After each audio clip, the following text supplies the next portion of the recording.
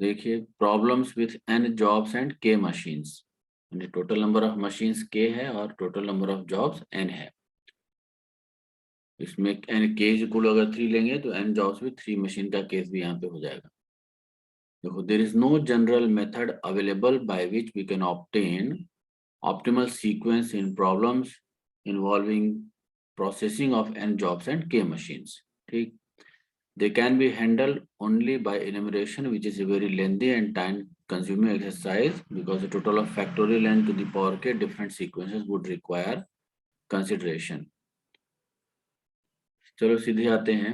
Let there be n jobs, each of which is to be processed through k machines m1, m2, m3, so on mk in the order m1, m2, so on mk, यानी कि पहले m1 में फिर m2 में और last में mk पर जाना है। The iterative procedure of obtaining an optimal sequence is as follows. Procedure देखिए या इसको स्टेप बाय स्टेप मेथड और एल्गोरिदम क्या है देखो। Step 1, find minimum of mi1, minimum of mik and maximum of each of mi2, mi3, so on mik minus 1 for I is equal to 1 to so on n। n job है, n job के लिए first machine में minimum देखना है, kth machine में minimum देखना है, और जो बाकी मशीन है m1, m2, m3, so on mk minus 1 उनमें मैक्सिमम देखना है। Step 2, check whether minimum of mi1 is greater than और equal to maximum mij for j is equal to 2, 3, so on k minus 1, और मिनिमम mik should be greater than और equal to capital mij for j is equal to 2, 3, so on k minus 1। यानी m2 से लेके mk minus 1 तक machine में जो maximum है वो लेस देन होना चाहिए मिनिमम mi1 या मिनिमम mik से। Step 3, if the equations of step 2 are not satisfied, अगर इन दोनों में से कोई भी कंडीशन सेटिस्फाइड नहीं होती, मेथड फेल्स, तो ये मेथड हमारा फेल हो जाएगा। और यदि सेटिस्फाई हो जाता है otherwise go to next step, we move on to the other step. देखिए step 4, convert the k machine problem into two machine problem by introducing two fictitious machines g and h।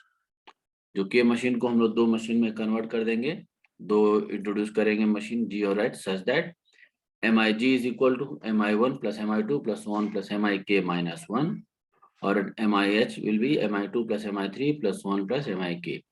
एक example इसके बाद है, उससे बहुत clear हो जाएगा ये। Next, step 5. Determine the optimal sequence of performance of the jobs on G and H. G और H पर optimal sequence निकालना है in accordance with the rules given earlier। पहले हम लोग जो रूल दिए थे in respect of processing n jobs and two machines। n job two machine के केस में जो हम लोग रूल फॉलो किए थे उसी रूल को यहाँ पे फॉलो करेंगे because we have n jobs and two machines G and H now। The resulting sequence shall be optimal for the given problem। Remark देखिए, in addition to conditions given in step 4, if mi2 plus mi3 plus 1 plus mik minus 1 is equal to c, some constant is a fixed positive constant for all I is equal to 1 to so on n, then determine the optimal sequence for n jobs and two machines m1 and mk in the order m1 mk by using the optimal sequence algorithm। अगर intermediate वाले एक constant दे देता है तो केवल m1 और mk को consider करेंगे तो n जॉब और टू मशीन का केस फिर हो जाएगा। In addition to the conditions given in step 4, if ना देर में ये लोग ज्वाइन कर रहा है, if mi1 is equal to mim and mig is equal to mis for I is equal to 1 to so on, then there will be factorial and optimal sequences, each of which will yield minimum total elapsed time। The above mentioned procedure of solving the sequencing problems is not a general procedure. The method is applicable only to those sequencing problems in which the minimum cost or time of processing the jobs through first and or last machine is greater than or equal to the cost of processing the jobs through mediocre machines। तो देखा जाए, let us see one example। Determine the optimal sequence of jobs that minimizes the total elapsed time based on the following information. Processing time on machines is given in hours and passing is not allowed. जैसे job है A, B, C, D, E, F, G. Means there are 7 jobs. और machine है 3, M1, M2, M3. There are 3 machines. 7 job, 3 machine problem. तो 3 hours है machine M1 पे job A को, job B 8 hours, job C 7 hours, job D 4 hours, job E 9 hours, job F 8 hours, and job G takes 7 hours on machine M1. Similarly, we have on machine M2 4, 3, 2, 5, 1, 4, 3 hours, and on M3 6, 7, 5, 11, 5, 6 and 12 hours. ठीक, देखिए solution इसका हमको निकालना है optimal sequence of jobs that minimizes the total elapsed time. We are given 7 jobs, each of which is to be processed through 3 machines M1, M2 and M3 in the order M1, M2, M3. मतलब पहले M1 पर, फिर M2 पर, फिर M3 पर. Therefore, for n is equal to k and k, n is equal to 7 and k is equal to 3. तो ये हो गया n job and 3 machine problem हो गया. We observe that minimum of mi1 is 3. देखो first machine में जो minimum है दिस इज योर 3 और थर्ड मशीन में जो मिनिमम है this is your 5. Minimum i3 is equal to 5 and maximum mi2 is equal to 5. अब मशीन 2 में जो मैक्सिमम है दिस इज योर 5. तो since mi3 is greater than or equal to maximum mi2, minimum mi3 is greater than or equal to maximum mi2, तो पीछे वाला जो second condition है वो सेटिस्फाई हो रहा है because this is minimum mi3 and this is maximum mi2. Therefore, the problem can be converted into that of 7 jobs and 2 machines. तो ये कंडीशन फुलफिल अगर नहीं होगी then we cannot apply this method. Thus, if G and H are the 2 machines such that Gi is equal to mi1 plus mi2 and Hi is equal to mi2 plus mi3. So for I is equal to so on 7, then the problem can be rewritten as this following 7 jobs and 2 machines problem. देखो job A, B, C, D, E, F, G हो गया. Machine G के लिए 3 plus 4. M1 plus M2 का जोड़ देना है. 3 plus 4 हो गया 7, 8 plus 3 11, 7 plus 2 हो गया 9, 4 plus 5 9, 9 plus 1 10, 8 plus 4 12, 7 plus 3 10. This is for machine G.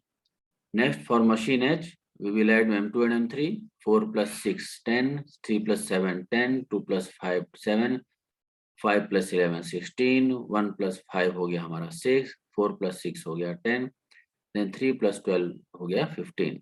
तो ये हो गया this is for machine H. यानी कि 7 जॉब्स एंड 2 मशीन्स. अब इसको हम लोग अर्लियर जो पढ़े थे n जॉब 2 मशीन, उससे हम लोग सॉल्व कर सकते हैं. It is not a difficult task.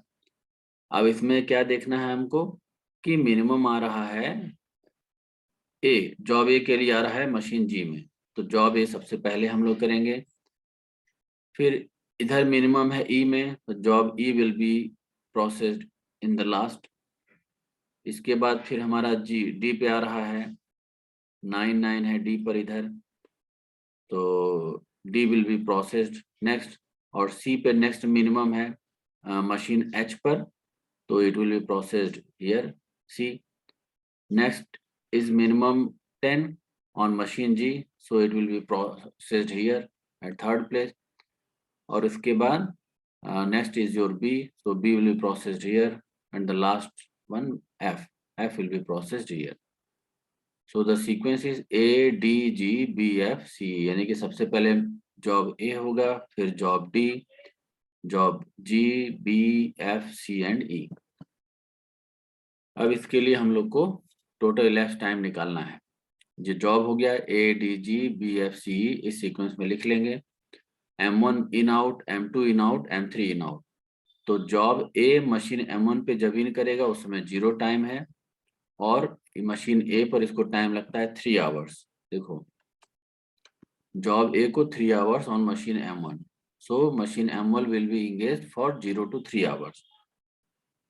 0 to 3 hours machine M1 engage हो गया. फिर 3 आवर्स पे जॉब डी आ जाएगा इस पर, और जॉब डी को लग रहा है 4 आवर्स. देखिए जॉब डी है उसको 4 आवर्स ऑन मशीन M1 लग रहा है, तो 3 + 4 यानी कि 7 आवर्स तक जॉब डी रहेगा मशीन M1 पर. फिर 7 आवर्स से जॉब जी शुरू होगा, जिसको 7 आवर्स लग रहा है M1 पे। सो 7 + 7 मीन्स 14 आवर्स तक रहेगा M1 पे। जॉब भी हो गया, 14 आवर्स पे एंट्री किया M1 पर, और ये इसको 6 आवर्स लग रहा है, तो 8 आवर्स है, it means 14 + 8 22 hours on M1 for job B. फिर जॉब एफ इंटर करेगा 22 आवर्स पर, और उसको 8 आवर्स लग रहे हैं, it means 22 + 8 means 30 hours. Job C will enter at 30 hours. It takes 7 hours, so it will machine M1 will process up to 37 hours. Job E inter करेगा 37 hours पे, और ये प्रोसेस कर रहा है 9 आवर्स, तो ये हो जाएगा 46। देखो जॉब ई है मशीन M1 पे 9 आवर्स, तो ये हो गया मशीन M1 के लिए।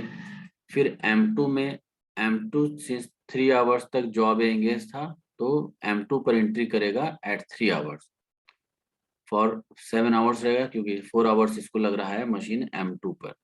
देखिए मशीन M2 पे जॉब ए को लग रहा है 4 आवर्स, और इसी जॉब को मशीन M3 पे लग रहा है 6 आवर्स। तो इस पर हो गया 3 + 4 मीन 7 आवर्स पे मशीन इस पर एंट्री किया M3 पर, और 6 आवर्स तक यहाँ रहा, तो 13 hours. Similarly other jobs and their time are written here. तो यहाँ पर ये देखने से तुमको क्लियर हो रहा होगा कि सारे जॉब हमारे फुलफिल हो जा रहे हैं ADG BFCE in the sequence through machines M1 M2 and M3 in the order M1 M2 and M3। तो टोटल इलैप्स टाइम हमारा ये है 59 hours is the total elapse time, ये हो गया।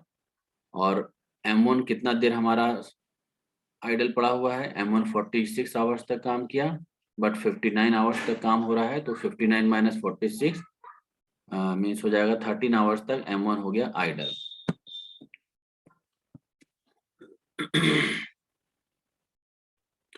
This table indicates that the minimum total elapsed time is 59 hours. Idle time is 13 hours for machine M1. Machine M1 के लिए idle time क्या हुआ 13 hours, and 37 hours for machine M2, 7 hours for machine M3। इसको भी देख लेते हैं। M2 के लिए कह रहा है 37 hours।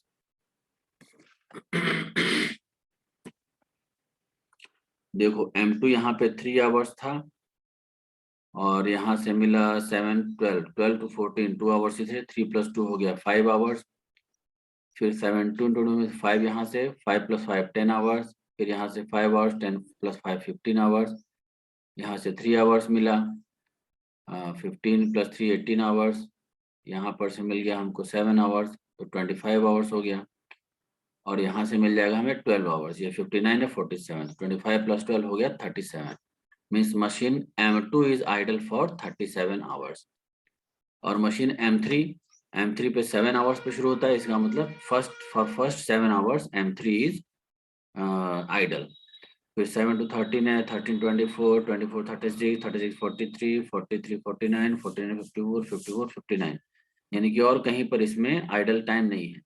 यानी कि M3 will be idle for 7 hours, M2 will be idle for 37 hours, and M1 will be idle for 59 - 43 means 13 hours। तो ये हमारा प्रॉब्लम सॉल्व हो गया। टोटल इलैप्स टाइम है मिनिमम आवर्स हमारा 59, आइडल टाइम तीनों मशीन के लिए हो गया। इसके बाद there is another example, this is an exercise for you. अगर तुम लोगों को कोई प्रॉब्लम है, कोई क्वेश्चन पूछने का है, तो पूछ लो मुझे यहाँ पर।